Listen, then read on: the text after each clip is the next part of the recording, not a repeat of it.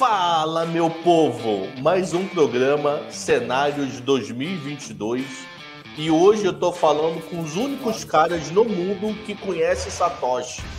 Com vocês, Marcelo Paz, Felipe Escudeiro e Caio Vicentino, o rei de Fortaleza. Tudo bem, meu povo? Tudo ótimo. Tranquilo, na paz. Pergunta logo pé no peito, para ver que esse programa aqui não é família, não. Não é pergunta para agradar, não. É pergunta logo difícil. O quanto o governo pode atrapalhar o futuro do BTC? Bancos centrais, China proibindo, numa visão de leigo, vocês podem detalhar mais, mineração e etc. Deixa o Felipe começar, que ele está em cima aí, tá na Felipe ordem, né? Começa, isso. Depois a gente muda a ordem. Tá, vamos lá. O quanto pode atrapalhar, né? Eu vejo que até agora os governos só ajudaram o Bitcoin, né? Vale lembrar que há 13 anos atrás o Bitcoin custava zero, né? Fração de zero, fração de centavinho ali, menos de $0,01. Hoje ele chegou a bater 69 mil dólares. Por quê? Qual é o motivo disso? Porque o mundo olha para um dinheiro de fato escasso, né? E a gente tem, por exemplo, recentemente, a gente tem, por exemplo, o El Salvador, né, que torna o Bitcoin como uma moeda de curso legal, né? Assim como o dólar lá em El Salvador. E isso fez com que o país recebesse muitos investidores, muitas empresas, né? Muita gente acabou mudando seu domicílio fiscal para El Salvador e assim, o que as pesquisas indicam é que isso deve acontecer, é um movimento que deve acontecer, continuar acontecendo. De fato, professor, quando em abril para maio a China baniu a mineração do Bitcoin, a gente teve uma queda na força computacional, né? A gente chama de hash rate, teve uma queda na força computacional de mais de 70%. E esse valor, né, esses mais de 70% de queda já praticamente se anularam nos últimos 6 meses, né? Então, mostrando aí que o pessoal não está muito ligando para que governos, especificamente, né, localmente ali estão fazendo. O pessoal está olhando o Bitcoin como uma moeda global e que pode ser o futuro. E aí, Marcelo? Assim, o que eu vejo, Cabral, eu vejo mais possibilidade do governo ajudar ainda mais, né? Teve esses pontos que o Felipe falou aí, mas eu acho mais possível eles ajudarem, principalmente, eu venho falando um pouco sobre isso recentemente, sobre as CBDCs, né? A criação das moedas digitais dos bancos centrais, e para mim, elas vão ser a pá de cal final na tentativa dos governos de impedir as criptomoedas. Ele vai ser o último impulso que as criptos precisam para serem uma coisa ainda mais mainstream do que elas já são hoje. A gente está falando, quando a gente fala de Bitcoin e outras criptomoedas, a gente está falando sobre liberdade mais do que qualquer outra coisa, né? Muita gente olha isso como especulação, só como uma forma de ficar rico, uma forma de ganhar muito dinheiro, mas a gente entende as criptomoedas como uma questão de liberdade. E as pessoas conseguem perceber isso ao longo do tempo, conforme os governos vão tomando mais a função, né, cada vez mais tentando tirar a liberdade das pessoas com vários tipos de coisas, e as CBDCs para mim vão ser a última pá de cal nesse sentido. As pessoas dão valor para coisas que possibilitem que elas tenham liberdade, e o Bitcoin é isso, né? Então eu não vejo o governo como sendo uma coisa que vai impedir as criptomoedas de crescerem. Acho o contrário, acho que cada vez que eles tentaram impedir o crescimento, a gente teve mais crescimento. Todas as vezes que eles tentaram impedir, a gente só teve mais força. O Bitcoin usando as palavras do Taleb, né, é uma coisa antifrágil, né? Ele é uma coisa já, não é um dispositivo, não, é uma criatura antifrágil, e eu acho que as tentativas de minar o Bitcoin só deixaram ele mais forte, e cada vez deixam ele mais forte. Eu acho que é isso que vai continuar acontecendo. E no meu ponto de vista, assim, a gente além disso que o Felipe e o Marcelo já corroboraram aqui, a gente tem a questão também, né, do próprio ciclo expansionista aí dos bancos centrais que a gente está vendo, né? A gente está vendo que a gente está vivenciando um momento que, como a gente está vivenciando um momento de expansão do balanço dos bancos centrais, assim, de uma maneira como que nunca isso aconteceu anteriormente, né? E isso faz com que as moedas, elas estejam sofrendo uma pressão inflacionária. E aos meus olhos, assim como os meninos falaram já, né, a gente tem um governo aí, no caso, os principais chefes aí, autoridades na frente dos bancos centrais aí ao redor do mundo, como os principais marqueteiros do Bitcoin, né? Porque você está falando de uma coisa que é ilimitada e pode ser criada ao apertar de um dedo e um botão ali na internet, no computador, que é essas moedas fiduciárias que são essas moedas fiduciárias que a gente conhece, né? Do real, do dólar, do euro, enfim, né? Todas essas moedas que a gente já conhece.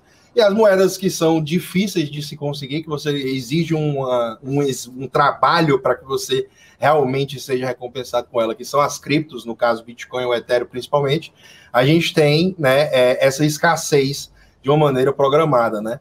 Então, desse ponto de vista, eu acredito que até mesmo essa questão dos bancos centrais estarem deixando os juros muito baixos faz com que as pessoas procurem outros tipos de alternativas dentro desse ambiente, e assim eu acredito que eles vão manter para o longo de 2022 também. Então, esse tipo de situação se repetindo, né, a gente tem um cenário perfeito e culminando aí para a expansão do crescimento do Bitcoin e das criptos.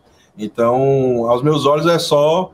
a gente tá vivenciando uma mudança de paradigma no sentido de adoção também dessa tecnologia, que se você comparar a curva de adoção do Bitcoin com a da internet, por exemplo, ele vem já superando essa velocidade. Então, ao redor do mundo, cada vez mais a gente vai ter esse impacto, e aí eu não vejo os governos conseguindo, de uma maneira tácita, de uma maneira prática, atrapalhar essa jornada.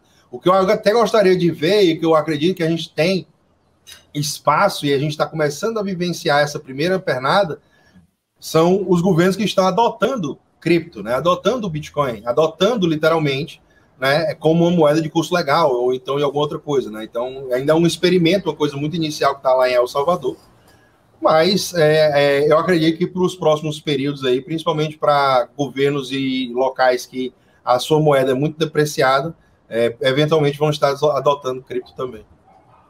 Aí, Marcelo, eu vou uma pergunta. Você pega El Salvador, ele já adotou a moeda, sei lá, algum momento desse ano. Imagina seu José e Dona Maria lá, que tem uma loja lá para vender produtos. Qual foi o dia? Esse aqui que dia que é aqui mesmo? Onde que tá a data nesse negócio aqui? Você lembra, Filipão, de cabeça? 7 de setembro. 7 de setembro de 2021 foi o dia que a lei foi sancionada. Aí imagina seu João, seu Antônio e Dona Maria, que tem uma loja lá, que vende bebida, que vende coco na Praia do Futuro de El Salvador, que vende bala numa loja lá em São João de El Salvador, que recebe uma moeda que é altamente volátil. Então, como convencer a seu João e Dona Maria a trocar uma moeda que eles conhecem há 60 anos, há 50 anos, por uma moeda altamente volátil que ele não sabe qual vai ser o poder de compra dessa moeda lá na frente? Então, um exemplo bem hipotético. Eles, quando venderam lá a Coca-Cola deles, lá na Praia do Futuro, a água de coco, eles venderam, um exemplo hipotético, pelo amor de Deus, por um Bitcoin. E na época, um Bitcoin valia 66 mil. Quando eles vão recomprar o coco para vender na praia, o Bitcoin deles só compra 40 mil. Então, ele não compra mais um coco. Ele compra 80% de um coco. Continuo dizendo, números hipotéticos. A gente sabe que um coco não vale um Bitcoin. Então, como convencer seu João e a Dona Maria a aceitar um negócio que ele não tem nenhum controle, ele não consegue gerar juros de uma maneira tão fácil, que ele consegue na moeda local dele nos bancos, e não perder esse poder de compra da alta volatilidade que tem o Bitcoin? Eu vou te responder essa pergunta com outra pergunta, Cabral. Vamos lá. Para os brasileiros que aceitam reais e compravam há um ano atrás uma coisa por R$4 e hoje vale quase 6, essa pergunta também é pertinente. Porque Sim, a volatilidade do real é muito alta também, né? Se você pegar, a volatilidade do real está alta, a gente tem perdido o poder de compra e as pessoas continuaram aceitando reais. Assim, é óbvio que a volatilidade do Bitcoin é maior. O poder de compra que a gente sentiu foi temporário. A gente nunca trabalhou na história com juros reais negativo. Eu não estou falando de internacionalizar, estou falando de comprar um coco. O coco é cotado em reais o tempo inteiro. O coco que é vendido na Praia do Futuro, ele é reais a vida inteira, ele não olha para dólar. Então, eu tenho que olhar reais contra a inflação. Se você tirar os últimos 12 meses, eu concordo plenamente contigo. Uma decisão do Banco Central jogou os juros a 2. Mas, historicamente, a gente tem juros reais positivos desde Pedro Álvares Cabral. Então, perder poder de compra existe, mas de uma maneira bem mais controlável do que a volatilidade do Bitcoin. Eu não estou falando mal do Bitcoin. Estou querendo saber como convencer Dona Maria e seu João que aceitar Bitcoin, que ele comprava um pouco, porque eu não sei se eu vou comprar daqui ao mês, e com a moeda dele ele tem um controle melhor. Vamos lá, são duas coisas aí nesse caso, tá? Agora, para ser mais objetivo na resposta. Primeiro que eles aceitam Bitcoin como forma de pagamento, mas não necessariamente eles precisam guardar isso como Bitcoin, porque a própria lei de El Salvador já criou um instrumento em que você recebe o Bitcoin e troca por dólar instantaneamente. E vamos lembrar que El Salvador já não tinha uma moeda local, não existia uma moeda de El Salvador hoje. Você tem o dólar como moeda de curso legal, eles não têm mais um peso, alguma coisa que se tinha anteriormente. Então, hoje, a Dona Maria aceita o Bitcoin como pagamento, mas ela não necessariamente precisa ficar com o Bitcoin. Para as pessoas que entendem esse bem como um bem escasso, diferente do dólar, que é impresso aos trilhões, e outras moedas de outros países que podem ser criadas do nada, o Bitcoin, para quem conhece, essa pessoa entende que o Bitcoin é escasso. E uma vez que a demanda continue crescente e a oferta do Bitcoin é cada vez menor, a tendência... Tem uma voz bem alta no fundo aí, desculpa, Cabral. A tendência é que, conforme Oi? O Caio dando esporro. Ah, tá. Era lá no Caio, tá bom. Então, a tendência, Cabral, é que a demanda seguindo crescente, com a oferta seguindo decrescente, no caso do Bitcoin, que isso acontece de forma programada, a cada 4 anos existe o halving e tudo mais. Quanto menos moeda tem, mais demanda crescente, a tendência do preço é subir. Então, no longo prazo, né, qualquer pessoa que tenha comprado Bitcoin há 2 anos atrás, por exemplo, tem muito mais dinheiro do que teria em qualquer outra moeda que tenha segurado, qualquer outro ativo. Então, obviamente, a volatilidade de curto prazo, ela tem sido muito grande, talvez nunca deixe de existir essa volatilidade de curto prazo, mas no longo prazo, né, olhando historicamente até hoje, e a tendência de longo prazo, inclusive com o que o Caio falou, que é a adoção, na curva de adoção, assim como foi com a internet, por exemplo, a gente tem uma tendência de apreciação de preço, principalmente frente a países que estão imprimindo moeda sem parar. Né? Tanto o Brasil, Estados Unidos, a Europa, a gente tem a quantidade de supply circulante da moeda, né? A quantidade de moeda circulando nos países, o M1 e o M2 tem crescido exponencialmente. Não à toa a gente está vendo um movimento inflacionário grande no mundo inteiro, que é causado muito por essa impressão de dinheiro que aconteceu e muito desse dinheiro que veio direto para as pessoas, né? Porque até então a gente via os quantitative easing, né, esses movimentos de impressão de dinheiro ficando circunscritos aos grandes círculos de poder, e aí ficando lá, a gente tem a inflação de ativos, inclusive as do Bitcoin, né, a gente veio vendo essa apreciação porque esse dinheiro estava indo para os mercados financeiros, para a bolsa de valores e outras coisas. Agora, quando o dinheiro entrou na mão da população diretamente, como foi agora pelos auxílios e a gente está vendo muito dinheiro circulando, né? Mesmo a oferta tendo voltado já para patamares anteriores. A gente está falando agora de indústria, né? Não estou falando do Bitcoin, mas estou falando da produção industrial mundial, que já voltou para patamares próximos ao que era antes da pandemia, e ainda assim você tem muito poder de compra disponível e está causando inflação pelo mundo. Né? Então, essa inflação que está sendo causada obviamente é causada pelo excesso de moeda circulando. E você tem um ativo escasso que não tem como ser aumentado, e você tem um monte de moeda circulando do outro lado. Então, no longo prazo, se o seu João e a Dona Maria entenderem essa questão que eu estou explicando aqui agora, eles vão achar mais vantajoso ficar segurando o Bitcoin. Pode ser que no curto prazo eles possam perder, né, em eventuais movimentos de volatilidade. Mas no longo prazo a tendência é que eles tenham mais poder de compra ao longo, e pelo menos foi assim pelos últimos 12 anos. Tem quem comprou Bitcoin e segurou tem mais poder de compra do que qualquer outra moeda que você tenha segurado nesse período, inclusive o ouro. Caio? Eu concordo plenamente aí com o Marcelão também, né? Assim, essa questão da adoção por conta da volatilidade de curto prazo realmente é impactante, como você citou, Cabral. Eu acredito que a gente tem essas pessoas, né, realmente sofrendo com esse tipo de movimento. Como o Marcelo falou, lá em El Salvador existe esse mecanismo de troca imediata por dólares, por exemplo. Então, meio que as pessoas estão blindadas aí desse movimento, mas elas são meio que forçadas ainda assim a aceitar a moeda, independente, né, se a pessoa quer ou não. Né? Mas é uma decisão que a gente vai ter que ver como é que vai ser os próximos capítulos dessa história, né? É muito interessante a gente acompanhar, porque eu acredito que é só o começo dessa adoção ainda por parte de governos. Né? E aí, esse modelo que vem sendo testado, ele é o primeiro modelo que está sendo testado na história de uma moeda, que é a política totalmente descentralizada e que veio, né, do povo.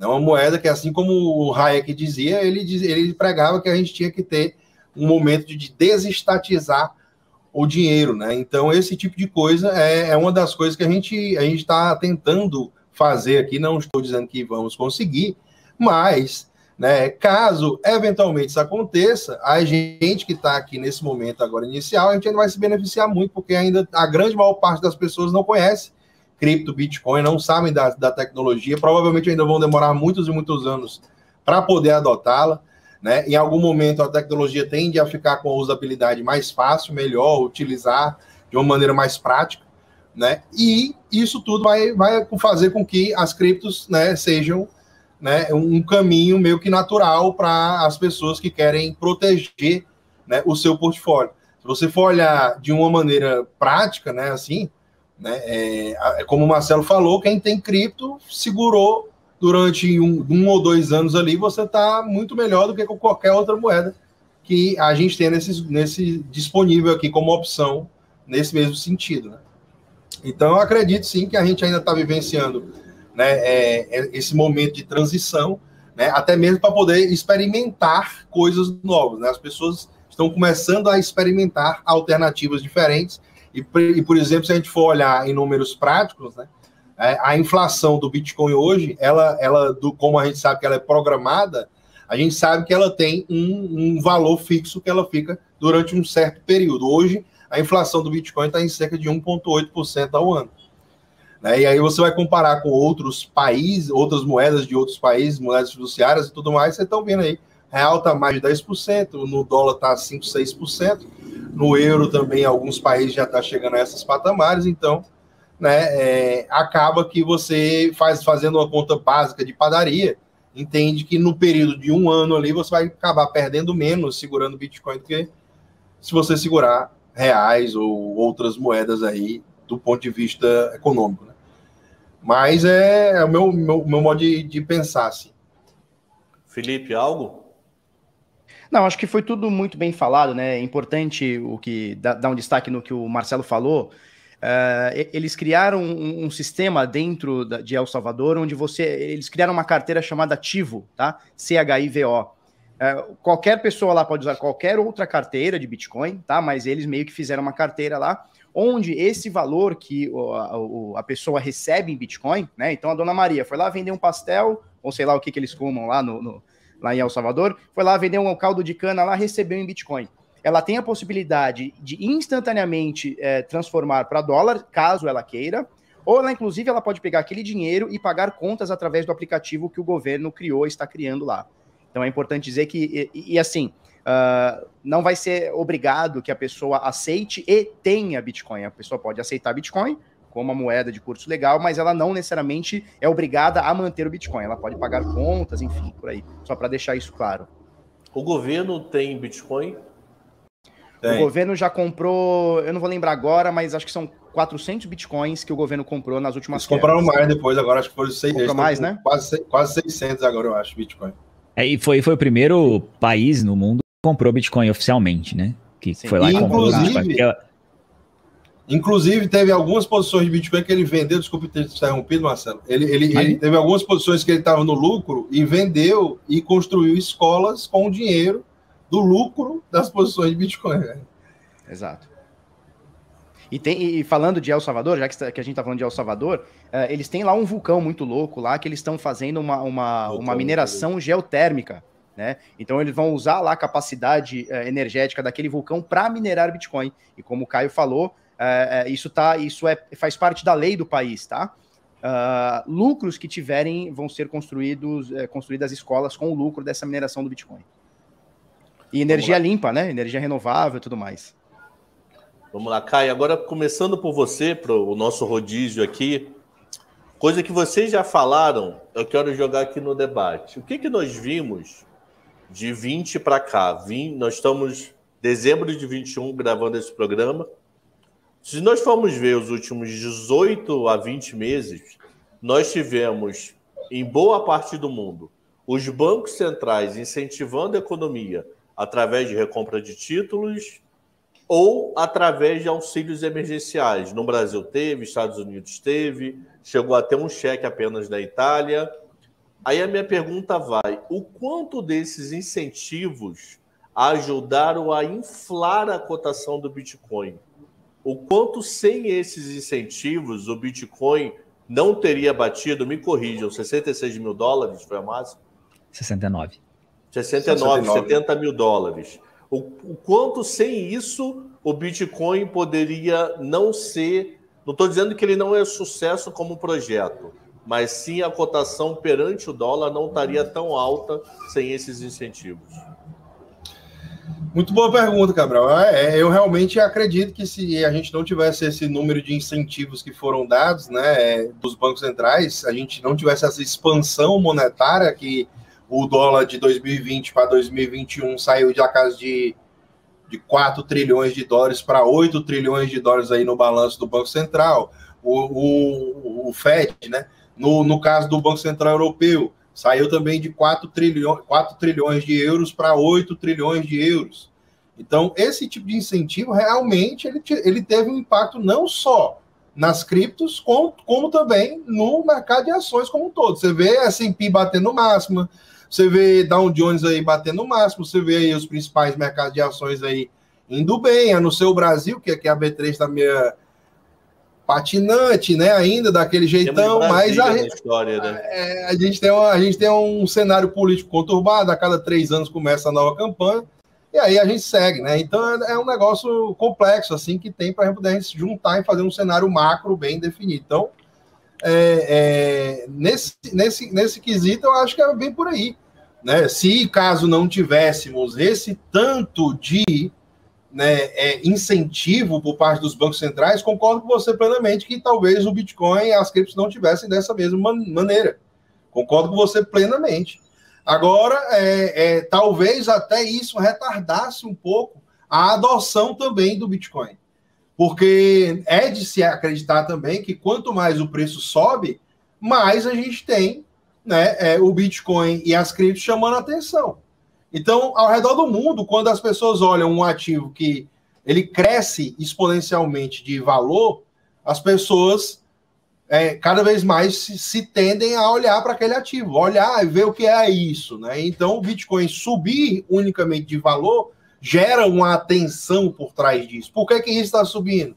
Por que isso é assim? Por que isso está fazendo isso? As pessoas geram essa curiosidade, vão atrás de entender e, eventualmente, elas vão, né, fazer esse movimento aí para poder, né, acabar compreendendo tudo que foi o Satoshi aí, esse instrumento de liberdade que foi dado aí para os seres humanos libertarem-se desse sistema de bancos centrais que só ajudam a eles mesmos e aos amigos do rei a manipularem as grandes massas e as grandes pessoas, né? O grande volume de pessoas assim são manipuladas exatamente através do sistema monetário atual, né? Então, eu fico por aqui, acreditando mais ou menos nesse sentido, né? De dizer que existem alternativas e que a gente tem só que buscar ali o conhecimento para poder sair do sistema, né? Tipo uma Matrix mesmo. Felipe, a mesma pergunta, mas com uma pimenta a mais na pergunta. A partir de ano que vem, o Canadá já começou, os Estados Unidos começa agora em dezembro, a Europa provavelmente ano que vem, a tirar muitos estímulos. Está oficial isso, eles já declararam isso.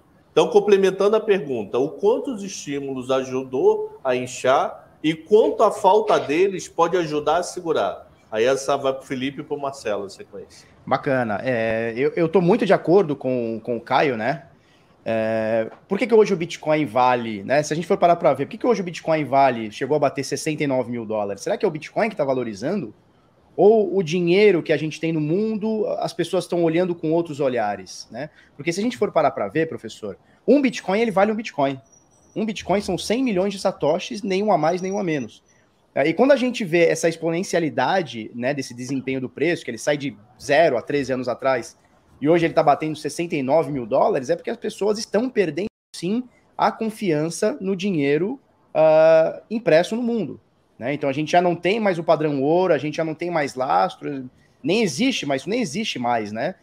E quanto mais a gente tem estímulos, mais o Bitcoin acaba subindo. Vai começar, ou já está começando a ser retirado esses estímulos, eles estão diminuindo, possivelmente vão quase voltar aí para patamares pré-Covid, mas o efeito que isso já causou nos mercados e principalmente no dinheiro, no poder de compra da população, isso já é notável, né?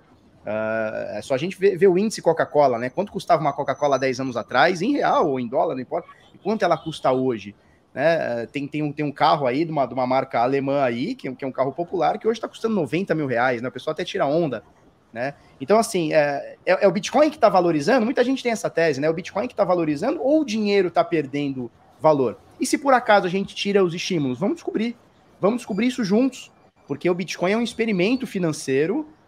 Eu lembro muito ali no Corona Crash, né? Os mercados caindo, a Bolsa de Xangai fechando por 7 dias, circuit breaker no mundo inteiro, e o Bitcoin estava lá para dar liquidez para quem queria, para quem precisasse. O Bitcoin caiu muito, caiu, mas todo mundo que foi lá exercer sua liquidez esteve ali naquele momento com o Bitcoin. Olhando por esse lado, o Bitcoin sim é um sucesso, porque se quem entrou numa corretora durante o pico ali do Corona Crash não conseguiu sacar, não conseguiu fazer nada, viu seu dinheiro derretendo sem poder fazer nada. Então o Bitcoin, ele é, inclusive, liberdade. Então, reforço, se por acaso os estímulos começarem a diminuir, vamos descobrir o que vai acontecer. Porque a gente já viu o efeito do estímulo forte em cima do Bitcoin. Vamos ver a falta de estímulo, o que vai acontecer? Só para a gente ter uma noção, professor, o ano passado, né, 2020, tiveram, eu não sei se ainda tá dentro isso, mas a gente teve alguns estímulos para o cidadão americano, né? Se eu não me engano, foram cheques de $1.200, né? Esse valor cravado e tal. E a Coinbase, que é uma das principais bolsas, né, de criptoativos do mundo, inclusive ela é listada na Bolsa de Nova York, ela identificou naquele período onde começaram a cair aqueles depósitos de 1.200, que muitos depósitos vinham cravado, né, de $1.200, ou seja, pessoas que estavam recebendo aquele auxílio, isso foi um número crescente, tá? Durante a pandemia, enquanto houveram aí esses estímulos.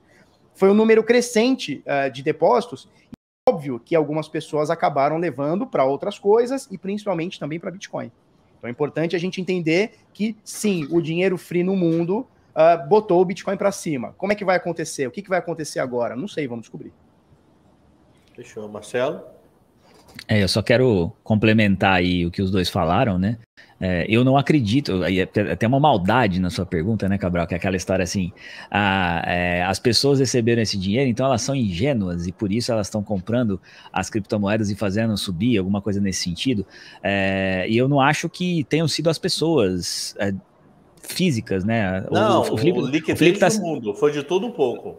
Não, legal, mas assim, eu não acho que sejam as pessoas físicas, por exemplo, que receberam os cheques que fizeram o Bitcoin subir, que é mais ou menos o que você quis dizer na pergunta, né? É óbvio, né, que o Felipe falou de vários casos de pessoas que pegaram esse dinheiro, colocaram na Coinbase e compraram Bitcoin, né? Mas eu não acredito que tenham sido essas pessoas que fizeram o Bitcoin subir, porque eu não acho que um ativo do tamanho que já é o Bitcoin, né, que hoje vale na casa de quase $1 trilhão, né? Chegou a valer bem mais que isso até, que as pessoas físicas tenham poder para conseguir mudar radicalmente esse preço, né? Liquidez do mundo, liquidez. Tá, legal. Liquidez vai para banco, vai para todo mundo. Sim. Então eu acho que assim, os próprios investidores, os próprios bancos já enxergam, né, na escassez do Bitcoin. E um número que pode ser mais até estudado, tem gente que fala que saiu dinheiro do ouro, por exemplo, que sempre foi colocado como uma reserva de valor e foi para o Bitcoin. Porque, diferente do ouro, o Bitcoin a gente conhece a escassez dele. Você pode questionar o que você quiser a respeito de se ele vai valer ou se ele não vai, se tecnicamente é bom ou se não é, mas é fato que ele é escasso. A gente conhece a escassez do Bitcoin, é 21 milhões. Contra o ouro, por exemplo, que a escassez não é conhecida. Ele é um bem muito escasso. Todo mundo sempre valorizou o ouro, mas a gente não conhece quanto ouro vai poder ter no mundo, né? Já acharam um meteoro lá que tinha não sei quantos, te dobraria a quantidade de ouro que a gente conhece no mundo. De repente, se vocês conseguirem trazer esse meteoro para o mundo, o ouro vai deixar de ter valor instantaneamente. Enquanto o Bitcoin, não. A gente conhece a escassez e sabe que ele vai ter 21 milhões. Tem gente que fala assim, né, tem umas bobagens que a gente ouve de vez em quando. Mas se o Bitcoin é divisível por 8 casas decimais, então é infinita a quantidade de Bitcoins, eu posso dividir mais. Então, não é escasso. Pô, mas o ouro também tem a quantidade, você pode dividir ele quanto você quiser, você pode transformar ele em 1 grama, em 0,1 grama, 0,001 que nem pegar uma folha e cortar ela em infinitos pedaços ou em 2. Isso, mas é a mesma continua a quantidade folha, de ouro, né? continua sendo uma folha. Né? Então esse tipo de discussão às vezes acontece, né? Tentam diminuir a importância do Bitcoin nesse sentido, mas a realidade é que você tem um bem escasso. E obviamente, que eu, Marcelo, falando, né, não acredito que o Bitcoin teria chegado a $69 mil se não tivesse tido Corona Crash. Tem muita gente que acha, né, que o Bitcoin estava numa crescente ali naquele momento e iria subir desse tanto da mesma forma. Eu já acho que sem o Corona Crash, a gente não teria tido a velocidade de estímulo monetário que a gente teve, e sem essa velocidade a gente não teria o preço subindo tanto. Mas basicamente o que o Felipe estava falando, é o dinheiro perdendo valor, né? Além do Bitcoin subindo de valor, porque a adoção está aumentando, a gente tem essa questão da escassez, então tudo que é escasso sobe de preço com a demanda crescente, é uma lógica de mercado inegável, né? Isso. E você tem, junto com a demanda aumentando, até por conta dessa impressão de dinheiro também, porque você tem a falta de confiança aumentando na moeda estatal, e ao mesmo tempo mais moeda estatal, né, sendo colocada no mercado. Naturalmente você tem a perda de valor da moeda estatal e tem o aumento da demanda que faz o preço do Bitcoin subir. Então você tem dois fatores impulsionando o preço do Bitcoin que, na minha opinião, sim, né, foram responsáveis por esse aumento todo. Agora, se tirar essa liquidez vai fazer o Bitcoin perder preço, no curto prazo eu tenho certeza que sim. Se o Banco Central subir juros e diminuir a velocidade de expansão monetária, no curto prazo, imediatamente, eu acho que a gente teria, sim, tanto nas bolsas, né, como o Caio falou aí, não é só o Bitcoin, as bolsas, todos os mercados voláteis, todos os mercados de risco serão penalizados de forma imediata.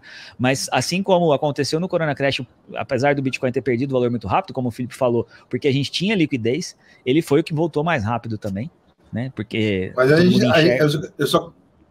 Pode falar. Opa. Não, terminou, Marcelo? Desculpa, porque acho que tinha travado. Não, pode. Entendi. Papo, vai. A gente tá batendo papo. Manda bala aí, manda bala. Não, eu quero dizer o seguinte: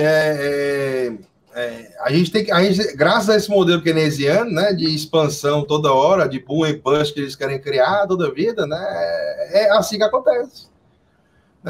Agora eu quero saber de uma coisa: será que eles vão diminuir essa liquidez? Né? Tirar esses estímulos significa o quê? Diminuir esses 8 trilhões para 4 trilhões que tinha em 2020, antes disso? Tira muito, não tira tão cedo. Quem que vai puxar o pino da granada que eu quero saber. Então, assim eu acredito que isso não vai ser feito. Então, a gente é muito, muito, muito difícil a gente ficar falando que eles vão fazer, tirar estímulo, vão ficar colocando estímulo. Assim, o que a gente vê é que eles estão colocando estímulo. O Banco Central americano ainda segue com um juro baixíssimo e diz que não está nem aí. A inflação batendo na máxima, o CPI batendo na máxima dos últimos 40 anos, e simplesmente eles não estão nem aí para nada, simplesmente continuam com juros mais baixos e falam que vão ser hawkish no futuro. Só que aí nunca chega esse momento. Deixa eu fazer uma pergunta para vocês sobre momento, futuro e etc. Dona Maria e seu João, eles querem aplicar em Petrobras. Eles sabem que tem uma CVM, que tem um Banco Central, que diz que a corretora A, B, C e D pode aplicar, que não tem nenhum problema. Se der algum problema, eu em 24 horas... tiro da corretora D que deu problema e jogo para J. Ok? Nós já temos uma estrutura de regulação que aprendemos com o tempo. Corretora A quebrou, mudamos a lei. Corretora B deu não sei o quê, mudamos a lei. Então, o mundo mais tradicional está 100% adaptado, sem sempre exagero da minha parte, mas está mais do que 90% adaptado para qualquer problema institucional. Dificilmente alguém some com a sua grana. Corretora não vai sumir com a tua grana porque ela é altamente regulada pela B3. Muita gente deixa de aplicar em Bitcoin, vocês já devem ter escutado isso, porque eu vou aplicar onde? Eu não tenho uma B3 por trás. Eu não estou dizendo que a B3 é boa ou ruim, mas eu não tenho alguém que eu sei que se der problema, eu ligo lá a CVM, olha, deu problema, me ajuda aí. Então eu acho que isso ajuda a afastar muito o investidor. Então agora começando com o Felipe para poder... rodar aqui. Felipe, o quanto o mundo Bitcoin está tentando, não é convencer a palavra certa, é proteger o investidor. Não pense em intervenção governamental, porque esse não é o objetivo do Bitcoin. Mas como proteger para eu saber que a corretora A, B, C ou D é confiável? Onde é que eu vejo isso? Com meu amigo? Ou tem algo por trás? Como esse mundo está se preparando para os picaretas? De um lado, a gente tem a B3, CVM e Banco Central, podemos gostar ou não, mas o trabalho é muito bom. Como isso no mundo de Bitcoin? Legal, essa pergunta é interessante demais, né? Porque a gente tem o Bitcoin apenas um pouquinho mais de uma década, né? Então, tudo que a gente fala hoje no mercado de criptoativos é um experimento. E a gente já passou por vários experimentos bons e alguns bem ruins, bem trágicos, onde as pessoas perderam seu dinheiro por conta de corretoras que foram hackeadas. Nós temos hoje, professor, no Brasil a gente já tem alguns fundos, tá? Que são negociados em bolsa, por exemplo, o Hash 11, tá? Que é da Hashdex. A gente também tem fundo da QR Capital, a gente tem alguns fundos multimercados e também temos ETFs hoje na bolsa do Brasil. Temos outros produtos na Europa, como ETNs, ETCs também de criptoativos. Nos Estados Unidos, agora recentemente, agora no mês de novembro, né, de 2021, tivemos alguns ETFs de futuro de Bitcoin, foram 3 ETFs, né, de Bitcoin que foram lançados de futuros. No Canadá, a gente tem 2 ETFs, né, também, tanto de Bitcoin Spot. quanto Ethereum, né, de mercado spot, né, mercado à vista. Ou seja, nós temos, eu vejo que nós temos dois perfis distintos, tá, do investidor de criptomoedas. O investidor que já está um pouquinho há algum tempo, que ele olha para esse mercado todo, né, essa B3, esse Banco Central, essa CVM, ele olha para isso e não gosta. Não importa se ele está certo ou errado, ele olha para isso e não gosta. E aí ele quer ter o seu Bitcoin na sua própria carteira. E eu vejo esse investidor que é o que você está citando, né? Pô, se eu investir na Petrobras, eu tenho ali mais ou menos uma garantia, né? Em Bitcoin, cara, hoje a gente tem os ETFs e você pode estar exposto ao preço do ativo com segurança de bolsa e tudo mais que a gente tem em ETFs e fundos multimercados que a gente tem hoje aqui no Brasil e também no mundo. Eu também queria só, Caio, um segundo só, por favor. Só para poder rodar aqui. Mas, Marcelo, eu entendi o argumento do Felipe. Então, é o mercado tradicional salvando o novo. Porque o ETF é no mercado tradicional. Eu não quero o tradicional salvando o novo. Eu quero o novo salvando ele mesmo. Como mas nós já temos isso. Lembra que eu perguntei até no grupo para vocês. Se você me permite, que corretora eu aplico? Porque eu não consegui enxergar nada assim. Um local que eu vi, se a corretora A é confiável e B não. Eu perguntei para vocês há uns meses atrás, quando eu fui aplicar. Se você me permite só completar, eu sei que você pediu para o Marcelo, mas eu quero entrar nesse assunto, porque você falou, né? O mercado tradicional não pode salvar o novo, tem que ser o contrário, mas esse é o contrário. Hoje eu tenho Bitcoin na minha carteira aqui, ó, dentro do meu celular. Eu tenho aqui dentro. Né? Então, esse exemplo que a gente deu é a pessoa que quer estar exposto a uma regulação. Mas quem não quer, que é o meu caso, possivelmente do Marcelo e do Caio, acredito também, a gente tem Bitcoin, Ethereum e criptomoedas aqui na nossa carteira. Né? Então, se você quer ter a segurança de não ter um dinheiro estatal, Bitcoin na sua carteira. Se você quer ter a segurança do Estado, você tem através de produtos como fundos, ETFs e tudo mais. É que tem uma pergunta mais elementar nessa história aí, Cabral, que é o seguinte. A tua pergunta, ela é, vamos dizer, errada. Porque você está dizendo assim, ó, quem que vai salvar? Você parte do princípio... Que aquela corretora existe? É que você está partindo do princípio que você precisa de alguém para proteger o seu trabalho. Eu estou partindo do princípio que aquela Petrobras sempre vai ser minha, independente do que acontecer com a instituição que me levou para comprar a Petrobras. Exato. Meu então você precisa de um terceiro para... Você precisa de alguém que me diga que aquilo é confiável. Como é que eu descubro isso no Bitcoin? É aí que tá o ponto. A matemática é o que te defende no Bitcoin. O Bitcoin que está na sua carteira, se você não quiser... Obviamente, isso tem um conhecimento técnico extra que você precisa ter, que é para como você faz a custódia do seu bem. No caso da Bolsa, você não pode ter a custódia. Antigamente você podia, não podia? Você não tinha lá os papéis de ações? Você poderia... Aquilo lá era um título transferível, quem tinha posse era o dono daquilo, né? O Bitcoin trouxe isso de volta. Porque em algum momento, aqueles títulos lá, você tinha posse, você podia guardar isso no teu cofre e ninguém poderia, se alguém poderia te roubar lá no teu cofre, mas você poderia ter a posse, inclusive passar isso para qualquer pessoa. Hoje, você depende de um terceiro. Inclusive, se esse terceiro, você está falando de uma proteção, né? Que é hoje a CVM protege e tudo mais. Mas, eventualmente, alguém do governo, alguém do judiciário brasileiro pode dizer o seguinte: não, o Cabral não tem mais direito a isso daqui porque ele não conseguiu comprovar de onde ele tirou esse bem. E aí você não tem mais a posse disso, porque você não tem como pegar isso para você. É uma coisa que é sua e você não tem direito de tirar. O Bitcoin, uma vez que, e diferente desse modelo que você está dizendo, eu não preciso de ninguém provando que aquilo é meu, porque é mais, eu não tenho uma pessoa falando, né? Eu não tenho um órgão falando que aquilo é meu. Eu tenho o mundo inteiro falando que aquilo é meu, com base em toda a rede de mineração que a gente tem no Bitcoin. Todos os mineradores do mundo dizem que aquele Bitcoin é meu e ninguém pode tomar ele de mim. É diferente. Mas se a corretora quebrar, mas aí que tá, o que eu tô querendo dizer é o seguinte, ó, só para corroborar aqui também, me intrometer aqui no meio da conversa. Né? A gente tem, por exemplo, né, assim como a B3 é uma empresa que é regulamentada pela CVM, aqui no Brasil a gente tem corretoras que são regulamentadas pela CVM.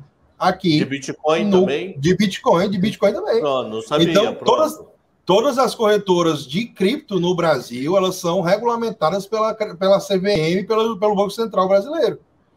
Então, eles têm que prestar informações de todas as negociações que aconteceram entre os pares de moedas lá negociadas. Então, por exemplo, se lá na corretora você manda lá para o mercado Bitcoin, ou então para a Bitcoin Trade, que são as duas maiores corretoras aqui do Brasil, elas são obrigadas a informar, por exemplo, para a Receita Federal as suas movimentações que você fez com o cripto. Então, isso é uma empresa que é regulada pela CVM, assim como a B3 é regulada pela CVM. Mas é que tem uma diferença, Caio. Por mais que ela seja regulada, Cabral, essa empresa pode, se ela quiser, roubar teu dinheiro e ir embora, tá? Não, é que uma corretora, em tese, no caso das ações, se ela desaparecer, você pede a transferência da tua custódia, que está numa corretora, e passa para outra. Então tem essa diferença no caso das criptos, tá? Realmente isso é uma diferença.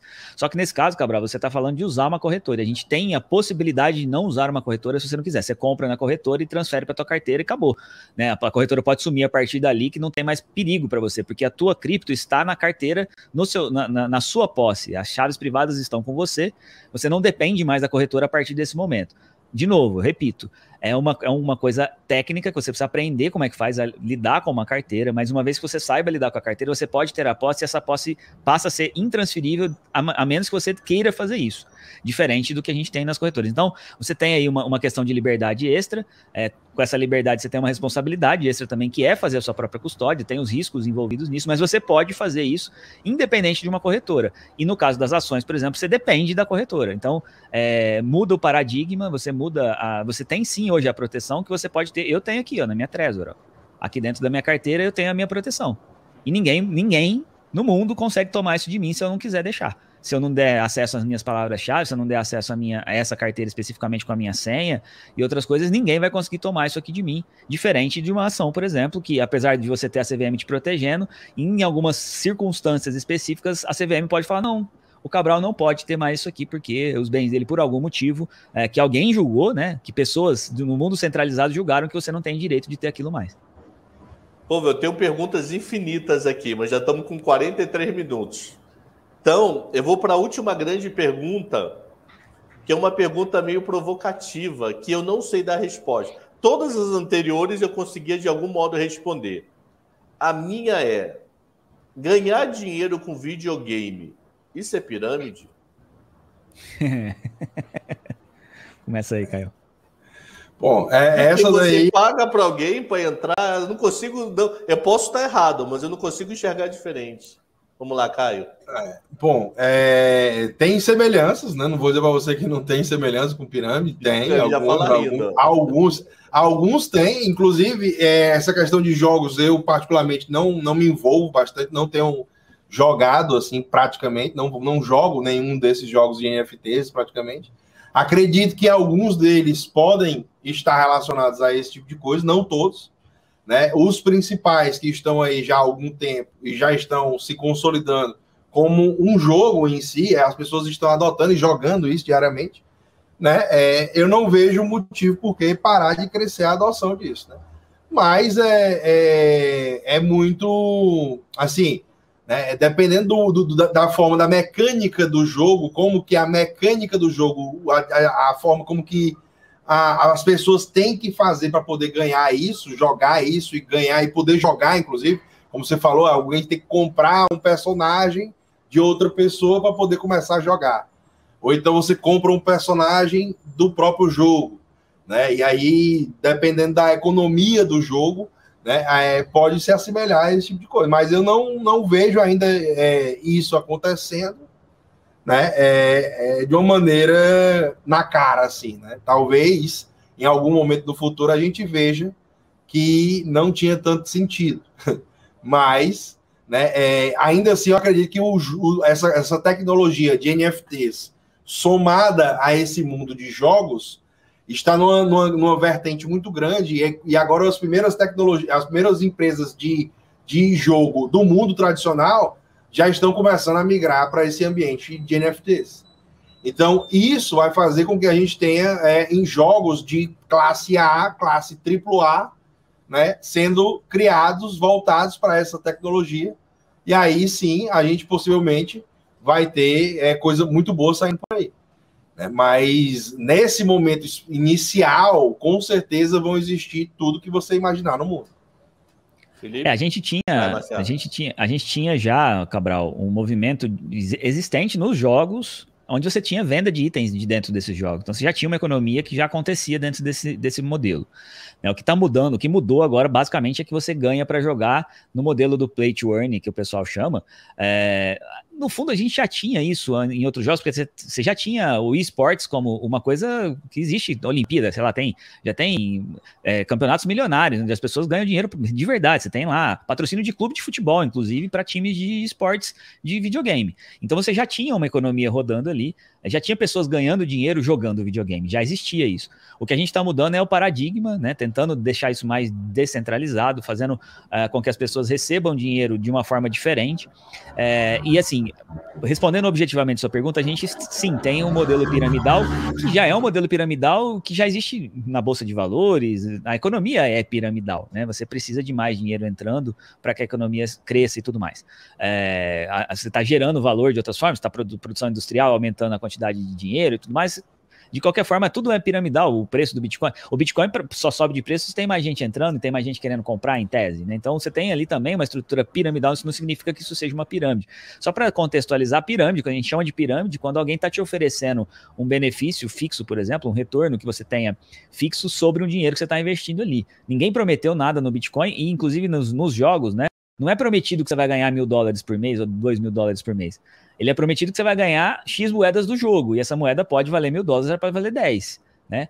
E o que a gente, inclusive, já vê acontecendo, moedas que valiam muito, né? O cara começou a jogar, ganhava 1.000, agora ele tá ganhando 100, não é, né? Não é uma coisa linear. Agora, sim, eu concordo com você que tem uma estrutura piramidal. Obviamente, como o Caio falou, vai ter jogos que são pirâmides, que são movimentos realmente que vão levar dinheiro das pessoas, mas é possível que isso aconteça. Eu também duvido um pouco desse modelo de play to earn, né? Que fica, em algum momento, eu imagino assim, patrocínios entrando, coisas, né? Como a gente já tem no mundo tradicional também. Você tem incentivos de empresas que estão querendo estar ali dentro do jogo para aparecer, elas vão pagar e esse dinheiro vai bancar um pouco dos jogadores que estão ali, e depende muito da economia do jogo, como o Caio disse, né, que quanto do dinheiro que as pessoas que estão entrando, estão comprando NFTs ali, quanto desse dinheiro vai ser distribuído para quem está jogando, e a gente já vê, eu tô experimentando um desses agora na prática, né, então você vê ali, por exemplo, a quem entra no de graça, precisa acumular muito ali para conseguir tirar esse dinheiro, então quem está pagando consegue tirar antes, então tem uma série de regras ali que permitem que isso tenha sustentabilidade, só que óbvio, como a gente está muito no começo, né, muita coisa pode acontecer, a gente pode ter vários problemas no meio desse caminho, e em algum momento a gente vai, como em todos os outros mercados, né, como em todas as outras hypes, você vai ter um monte de gente entrando, vai sobrar alguns poucos ali que são os que conseguiram criar uma economia sustentável no meio do caminho. Felipe? Bacana, eu acho que é um experimento, né, que a gente está vivendo. Os criptoativos são um grande experimento, muita coisa de bom a gente vai tirar dali, muita coisa de ruim a gente vai tirar e também vai tornar isso, né, de uma forma boa. E os jogos, né, que o Marcelo citou, né, o play to earn, né, então você joga para ganhar. Eu não sei economicamente como isso vai funcionar, né, o que a gente tem hoje são 2 ou 3 jogos, ou enfim, 10 jogos que estão já existindo, algumas pessoas ganhando dinheiro, outras nem tanto, mas eu não sei como é que vai ficar. Eu quero ver, daqui 3 anos, eu gostaria da gente voltar nesse papo, sei lá, daqui uns 3 anos, e ver como é que o mercado se comportou nisso tudo. Eu sou um cara bem cético, né? Então, já estendendo para o lance de metaverso, internet das coisas, eu sou um cara um pouco cético. Eu não sei se a gente precisa de tanta coisa assim, eu não sei se é uma necessidade da humanidade hoje ter um metaverso, eu não sei se é uma necessidade hoje as pessoas jogarem um jogo que, na minha opinião, ele deveria ser divertido em primeiro lugar e não um trabalho, mas tá tudo bem, existe uma economia, como o Marcelo falou, existem campeonatos e pessoas profissionais jogando isso, mas a gente tem que entender a diferença do profissional, o cara que é a grande massa, né, que é pra grande massa, que é o carinha que vai jogar para se divertir, mas é um experimento que eu quero voltar daqui 3 anos, Cabral, e a gente debater, falar, cara, foi muito ruim ou foi muito bom e a indústria de games foi revolucionada, né? Então, quero voltar daqui 3, 4 anos para a gente falar sobre isso. Fechado. Você viu que eu falei tudo isso para não responder exatamente o que você falou. A todas as outras eu até consigo responder. Essa eu não consigo. Essa pergunta eu não consigo te responder. Caio, Elon Musk e Bitcoin, o que você falaria? Cara, eu acho que ele é um dos caras mais espertos do mundo, senão ele não era dos caras mais ricos do mundo, né? Senão o mais rico agora no momento, né? Eu acredito que ele não é um cara besta de estar fazendo. A gente tem que ver as atitudes do que ele está fazendo e o que é que ele está falando, né? De vez em quando ele fala alguma coisa ali que não agrada o mercado ou que, por outro lado, até agrada o mercado. Mas eu acho que o Elon Musk ele é um cara muito inteligente, não vai deixar de ser, né? Foi sempre um cara muito fazedor de dinheiro, né? Próspero. E aí eu acredito que ele está correndo de acordo com o mar tá levando ali, né? Eu acho que, de um certo modo, como ele tem essa capacidade de falar e ser ouvido por milhões de pessoas, ele tem um impacto, sim, em algumas coisas que ele comenta, e principalmente no Twitter, alguns comentários que faz. Mas, de um modo geral, eu acredito que ele está querendo surfar essa onda também do mundo cripto e cada vez mais está adepto. A gente vê algumas das últimas entrevistas que ele deu, até mesmo mais voltado para o lado libertário, falando que o problema do planeta são os governos, né? Porque ele já entendeu que a empresa dele tem mais dinheiro do que muito país por aí. Então, é mais ou menos por aí. Né? Eu acho que ele é um cara que está à frente e quer continuar à frente por muito tempo. Marcelo e Felipe? Sobre a mesma pergunta? Cara, eu acho... Eu discordo um pouco do Caio, eu não acho que ele seja tão inteligente, eu acho que ele é só muito esperto mesmo. Assim como o Eike Batista, por exemplo, é muito esperto, não sei se isso é uma questão de inteligência. E eu acho que ele tá, na minha opinião, pelo menos... Eu não acho que ele é um aliado do mercado cripto, eu acho que ele é muito pelo contrário, na minha opinião.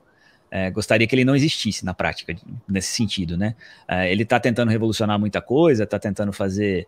só que são muitos sonhos muito distantes, né? Como a própria indústria de carros elétricos, eu acho que é um grande engodo que está sendo colocado para as pessoas, de verdade. Acho que o mercado de carros elétricos é importante, vai existir, é super interessante, mas já é provado, para quem estuda um pouquinho o assunto, sabe que a gente não está reduzindo o nível de carbono, a gente está aumentando na prática, né? Os carros elétricos produzem muito mais carbono do que os carros a combustível. Não diretamente quando eles estão andando, mas tanto na parte de fabricação, quanto na parte depois de despejo desse material, quanto também na parte de utilização de matéria fóssil para poder gerar energia elétrica que ele precisa para rodar. Então, na prática, eu acho que eu considero ele hoje um fanfarrão. Eu acho que ele é um cara que fala demais. Que seria muito melhor para a humanidade se ele ficasse quieto no canto dele fazendo... Tudo bem, ele quer fazer os projetos malucos dele lá, porque só estão crescendo porque o governo está bancando isso, é o dinheiro da população, em última instância, que está bancando os projetos dele. Ele está aproveitando o dinheiro que deram para ele, estão dando para ele de graça e está tentando fazer um uso disso que é questionável se vai ser bom no final das contas ou não. Mas de verdade eu preferia que ele ficasse quietinho, assim como outras pessoas aqui no Brasil, por exemplo. Felipe? Bacana, né? Tirando um pouquinho de toda essa parte que já foi citada, se a gente for parar para ver, professor, o Bitcoin ele é uma rede horizontal, né? Andrés Antonopoulos, ele cita isso num dos livros dele, ele diz, o Bitcoin é uma rede horizontal. O que significa isso? Que nós 4 aqui, ou o Elon Musk, que é um dos caras mais ricos do mundo, tem o mesmo peso na rede. Então, tecnicamente falando, o Elon Musk, ele não pita nada no Bitcoin e nem nunca vai pitar nada, né? Então, e como o Caio bem falou, né? Antes do que ele fala, vamos ver quais são as ações. A Tesla comprou em janeiro, se eu não me engano, dia 8 de janeiro, se eu não me engano, ou dia 20 de janeiro, não vou lembrar. Enfim, eles compraram 1,5 bilhão de dólares, né? Então ele vai no Twitter e fala que o Bitcoin não é verde, não tem boa energia e tal, mas ele tá comprado, né? Com 1,5 bilhão de dólares. Então, eu acho que é muito o que o Caio falou, né? Fora o que ele tem. Fora o que ele tem, que ele não fala pra turma, né? Então, assim, vamos focar. Eu prefiro focar nas ações dele do que nas palavras. É um cara bem controverso, que tem muita influência, de vez em quando fala algumas besteiras sobre Bitcoin e sobre criptomoedas. Todas as besteiras que ele já falou foram amplamente debatidas e rebatidas, né? Principalmente a questão da energia, né? Ali em abril, ele falou alguma coisa que o Bitcoin gasta muita energia não renovável, enfim, isso aí já foi tudo desmistificado aí pelos técnicos aí do Bitcoin. Mas eu fico mais de olho enquanto ele tá com aqueles 1,5 bilhão de dólares na carteira, tá? Enquanto ele tiver aquilo, ele tá do nosso lado. Quando ele começar a vender, a gente vai ficar mais esperto. Fechou. Povo, a primeira parte acabou. Quero agradecer muito a participação de vocês como CNPJ, falando sobre a estrutura Bitcoin. Marcelo já fez live comigo e sabe que agora, no final, eu faço algumas perguntas. Eu quero conhecer agora a pessoa física. Felipe, que livro eu não posso deixar de ler ano que vem? Que livro você não pode deixar? Esse que eu acabei de citar, de Andrés Antonopoulos, Por chamado... isso que eu comecei contigo, para você falar dele mesmo. Já fala desse, tá? A Internet livro, do Dinheiro. Por favor, desculpa. A Internet do Dinheiro. E o autor? A Internet do Dinheiro. Andrés Antonopoulos. Esse livro é sensacional. Foi um livro que pegaram palestras. Não foi nem ele que escreveu. Foram palestras em vídeo que ele gravou desde 2012, se eu não me engano, até anos atrás. Eles condensaram isso e formaram um livro que é excepcional. E mesmo falando de, sei lá, 2012, 2013, não importa, ele é tão atual hoje quanto era naquela época. Fechou. Marcelo? Muito bom mesmo, esse aí. É para falar de livro também? Cara, eu vou recomendar os livros do Taleb. Porque, independente de Bitcoin... inclusive... toda vez eu esqueço, a hora que eu vou falar o nome, eu perco. Ai, meu Deus, não é Skin the Game? Não, vai ter que cortar essa parte. Como é que chama lá? O Skin the Game, não? Não é Skin the Game. É o mais simples. É o mais simples.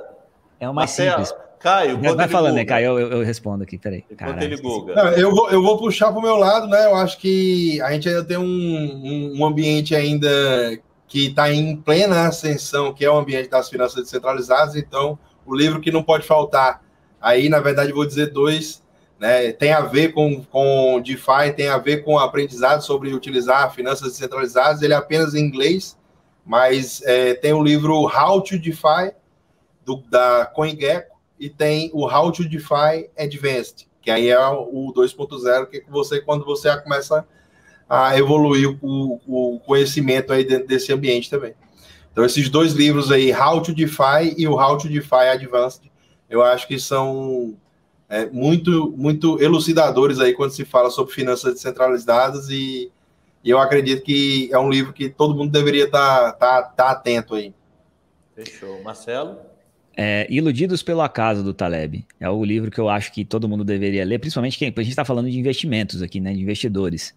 E a gente cria muitas teorias, muita gente, inclusive, olha para o Bitcoin e fala assim, porque o Bitcoin, se você olhar o gráfico, ele fez tal e tal coisa.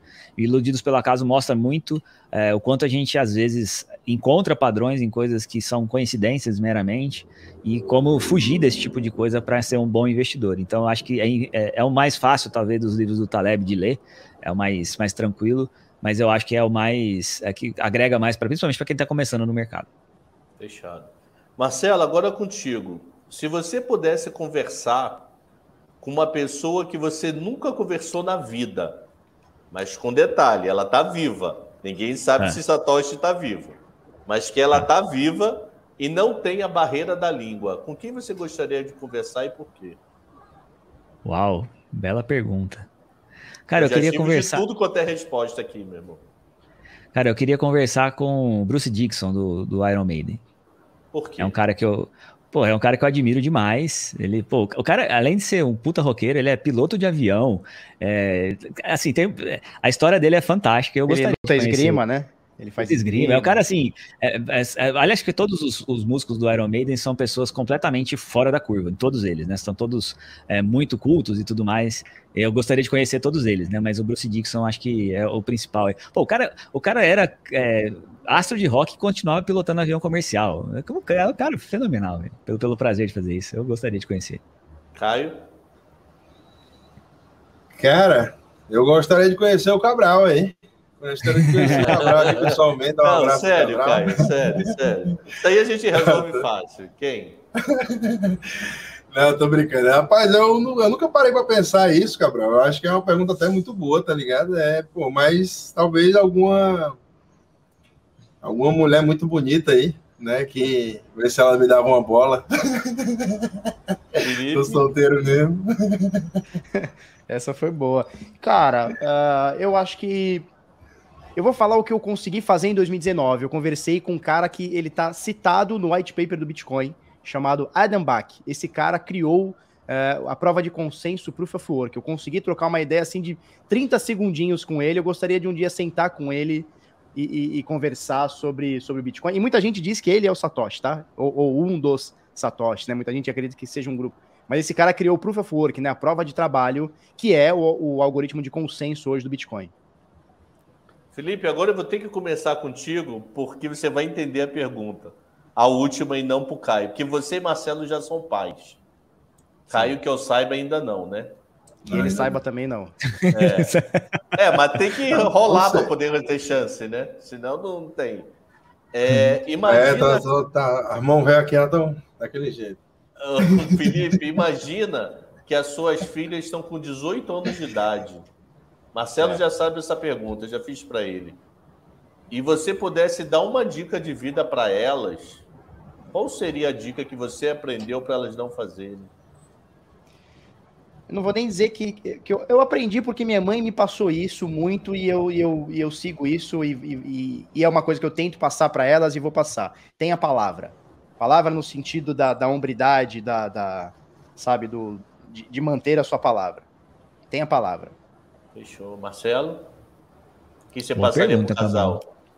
É porque, assim, é difícil responder essa pergunta fácil, assim, né, porque a gente já tá vivendo isso hoje, né? O meu filho tá com 9, minha filha tá com 5, então eu já tô preocupado com isso agora, né? Então já tem muitas das coisas que você poderia falar assim, tá com 18 anos, eu falaria... eu já tô falando para eles hoje o que eu gostaria que eles fizessem diferente no futuro, né? Uma coisa que daria para falar assim, tenha Bitcoin, quando daqui 18 anos, né, tenha Bitcoin. Acho que daria para dizer isso para eles hoje. Eu tento, assim, o meu filho ele já economiza dinheiro, ele já gosta, ele já tá sendo, nasceu com ele isso um pouco, mas ele já não gosta de gastar e tudo mais. Mas eu, por exemplo, eu não consegui convencer ele a trocar o dinheiro dele por Bitcoin, e eu quero que isso seja uma escolha dele, né, não uma coisa que eu fiz. Porque para ele, assim, ele quer saber quanto... Ele quer saber quanto ele tem, né? Então, para ele, por exemplo, essa volatilidade que você falou do seu João para a Dona Maria, para ele é um problema hoje, né? E eu ainda não consegui fazer ele enxergar, obviamente ele é muito pequeno ainda, não tem ainda a noção necessária para entender isso, para ele trocar o dinheiro que ele guarda por Bitcoin, por exemplo. Mas eu acho que, pensando neles com 18 anos, né? E voltando no passado, eu diria para eles, tenha Bitcoin. Caio? Algum dia eu tiver um filho e ele completar 18 anos e eu ainda estiver vivo, eu vou ter que dizer para ele que, né, mantenha a verdade, tá ligado? A honestidade e a humildade, mano. A humildade acima de tudo e nunca queira passar por cima de ninguém, mano. É só isso mesmo e siga na honesta aí que vai dar tudo bom. É isso. Fechado, povo. Então, muito obrigado. 1h e 5 minutos de conversa. Legal, gostei bastante. Sem dúvida, foi o que eu mais tive que escutar vídeo, ler para poder fazer pergunta. Teriam mais várias. Eu teria pergunta do tipo: Ethereum pode ultrapassar Bitcoin? Minerar Bitcoin ainda vale a pena? Bitcoin no metafísico? Mas aí ia ficar 2 horas de bate-papo. A produção aqui atrás, ia arrumar muita confusão. Então, temos que acabar por aqui. Fica para um outro dia. Então, trio, muito, muito obrigado e até uma próxima. Gratidão. Obrigado, mano. Obrigado. Tamo junto. Valeu. Então esse foi o Cenários 2022 com Marcelo Paes, Felipe Escudeiro e Caio Vicentino. Espero que vocês tenham gostado. Qualquer dúvida, comentários aqui embaixo. Muito obrigado e até uma próxima.